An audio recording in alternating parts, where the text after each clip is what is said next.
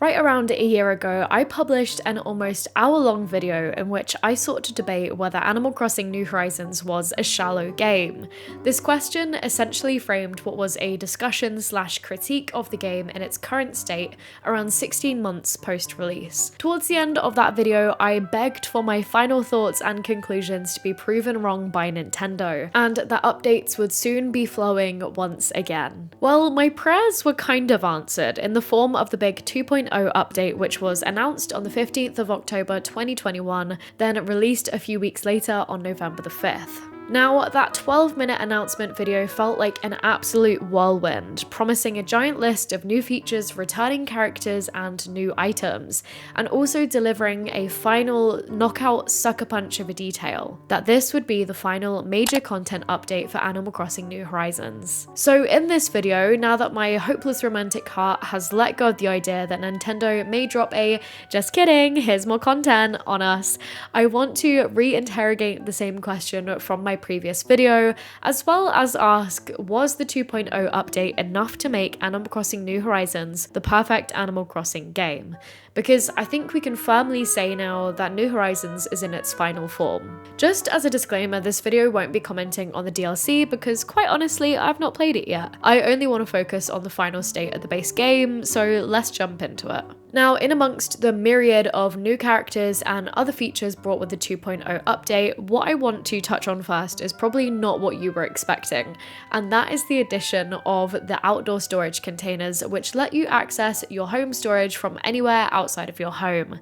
So now when I'm building in an area, I don't need to head all the way back to my house to grab things out of storage, and it's slightly less of an annoyance when I forget to pull out one crafting material required for an object and stuff like that. I wanted to talk about this first because it is a huge quality of life improvement which removed an element of tedium, which again came with running back and forth to grab items. This thoughtfulness on the part of the devs, however, did not extend to the community's gripe with the lack of bulk crafting and the general lack of streamlinedness within the crafting and customization system, which sadly did not come with the update, which I know is disappointing for many players, including myself. Aside from this though, I will say that I also deeply appreciate the stupid degree to which we can now expand our home storage. I think I currently have the 3200 slot one at the moment, and it seems to be working just fine for me. But before we could upgrade it higher, I remember always struggling with having to keep my storage organized because it was constantly getting too full. And praise the Lord, we can finally store DIY recipes.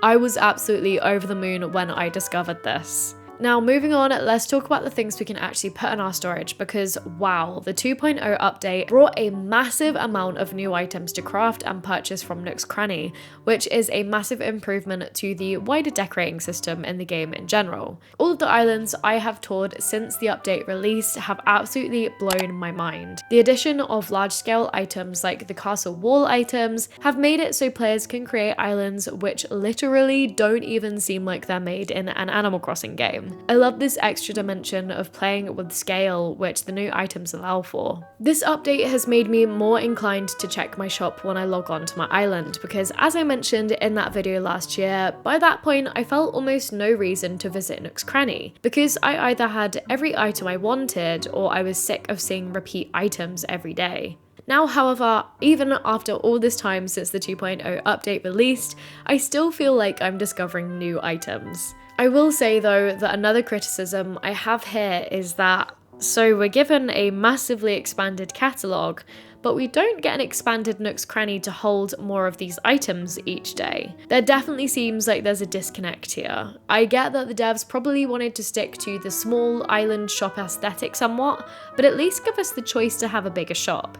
I'm sure players going for a more urban or city core aesthetic would rejoice at the thought of a bigger looking Nook's Cranny which can be found in the previous games. In my video before, I said that I didn't think there was much point in having a bigger store with the limited catalogue size that we had at that time, but now it feels like a necessity given the dramatically increased number of items to collect overall. I will say though that the massively increased number of items does go hand in hand with improvements made to customization through the introduction of Reese and Cyrus, which now more or less gives us access to every version of every item in the game.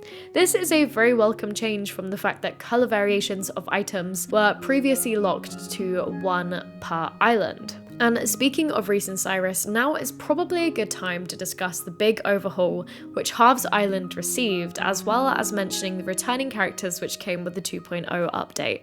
Let's start with the massive improvements to Halves Island. I love how we now have access to all the characters we would previously have to wait to find every week or so wandering around our island. It actually now gives Halves Island a much more significant purpose. It is also really fun that Nintendo brought back some familiar faces like Katrina and Tortimer, although I do wish Tortimer had more of a purpose than being a glorified storage box. I also like how we have to work to bring these new characters to the island, but again I wish that instead of paying to simply have each character set up shop, it would be really cool if we had to complete a unique task or maybe even a set of tasks for each NPC. I think this would give players more of a sense of attachment to the characters settling at the campsite and also extend the sense of progression. This generally ties into my desire for more gameplay-centered features to come to the game, but I'll touch more on this in a little bit.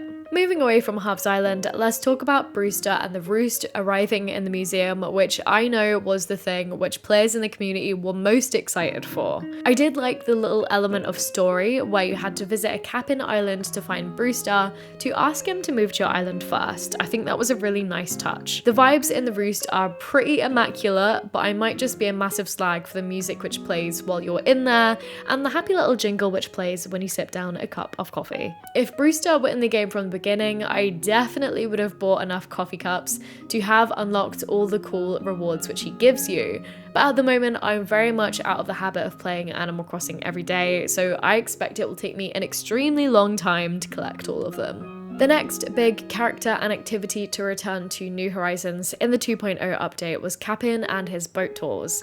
I really like the variation these islands provide in contrast to regular mystery islands. It's very cool that there's the chance to come across rare islands in different seasons, for example. Or while I was live streaming the other day, we even found an island where there were shooting stars, which was super fun. I was a little bit scared initially that these islands would make traveling to mystery islands via Nook tickets a little bit redundant, but I think they avoided this by only letting us travel to one Cap'n Island per day. Now this pretty much covers everything to do with new NPCs brought to Animal Crossing New Horizons in the 2.0 update, but what about the villagers? So I believe we did get a sprinkling of new villagers added, as well as a few which have returned from previous games. But the thing I'm most concerned with are the minor additions to villager interactions, which include villagers being able to visit you in your home and them inviting you to their homes. Now this might be a very personal preference because I won't lie, I don't talk to my villagers all that much anymore, but these interactions are kind of annoying. I find that villagers wander in during the 45 seconds I spend in my house to change my outfit. And again, while I was streaming the other day, I accidentally said I'd go around to Stitch's house, and it was an extremely frustrating experience. I went to leave straight away after I'd made the mistake, but it was like Stitch's was holding me hostage. He would not let me leave until I'd interacted with some of the items in his house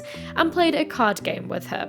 This really will teach me not to mash through dialogue. There's definitely a handful of other small features I haven't specifically touched on in this video, but the final two that I do want to discuss before we wrap things up are cooking and gyroids. Cooking for the most part seems to be an aesthetic addition. Yes, it's helpful that instead of eating 5 apples, we can now just eat 1 cooked dish. But again, the consumption system in general is mainly used in conjunction with island design. Let's say if you're moving around trees or destroying rocks while building in an area. The food items themselves do look beautiful though, and considering how I love creating little market stall type designs, it's a fun addition. I just wish it could have been taken a step further. And finally, gyroids are another fun thing to collect. I just wish that there was a more extensive way to track which ones you have. It would be really fun if Brewster maybe had a display wall where you could donate gyroids to him, and then once you've collected all of them, he'd give you a reward. I should probably note here that I've been experiencing the 2.0 update as a player who picked up the game from launch day, and I've been playing on the same island since day one. If I were a brand new player on a fresh island, I probably would have lived for using gyroids as a form of decoration in the early parts of the game where you don't have all that much furniture yet, but sadly, by this point in where I'm playing right now, I just don't really have all that much interest in them. Overall, a big issue I had with New Horizons a year ago still stands because I was mainly concerned with the lack of story/island progression and the lack of big permanent changes to NPC behaviour over time. The 2.0 update did not fix that, and I'll be clear, it is definitely extremely unreasonable of me to expect that from what was simply a free update. However, I will give it credit, the update did improve on what is already the primary focus of New Horizons, that being decorating and customizing your island. This was done through the addition, again, of easier access to storage, the explosion of new items and DIYs added, and the ability to customize any item in the game more or less. And I guess cooking in gyroids also gave more items to decorate with too. If I were more into decorating and designing my island, I definitely would have been way more happier with this update overall. Other features such as the roost, the ability to visit most traveling NPCs on Halves Island, cooking and cabin boat tours certainly brought a welcome level of variation to the list of daily activities to be completed on one's island. But overall, I'd say that that's all these elements amount to. Additional daily activities, which sadly don't over time have a larger payoff. But if I were to play the devil's advocate against myself, I guess, isn't that really what Animal Crossing is? A continued list of daily activities? Again, I will say I'm probably definitely trying to squeeze too much expectation from a free update, but I think it really does highlight some of the shortcomings of the base game prior to this update's release, for me at least. This update, for the most part, and I'd say like most of the previous updates brought before this big 2.0 extravaganza, also contribute to making the Animal Crossing New Horizons puddle wider, but only marginally deeper. So all of this is to say, perhaps somewhat obviously, that the final form of Animal Crossing New Horizons is a builder's paradise. I can only hope that in the next Animal Crossing game, they work on striking a better balance between the focus on customization and town design, and gameplay which is focused on building relationships and making changes to a world past the surface level of placing items and custom designs on the ground. I'll finish this video by reiterating the sentiment I echoed in my video from a year ago. I love Animal Crossing New Horizons, I have a lot of happy memories within it, and I have a lot to thank this game for. The criticisms I've put forth in this video by no means indicate that I am not going to be playing this game from now on. I just live in the hope that the next game in the series will be more of what I look for. But a gamer can dream, and with that, I really hope that you enjoyed this video. If you have any thoughts, questions, or suggestions, please leave them down below because I'd love to hear from you. What did you think of the 2.0 update? I know it came out months and months ago, but please let me know. What are your thoughts on Animal Crossing New Horizons overall now that it's kind of finished? Anyway guys, I hope you're having a great day and I'll see you again soon.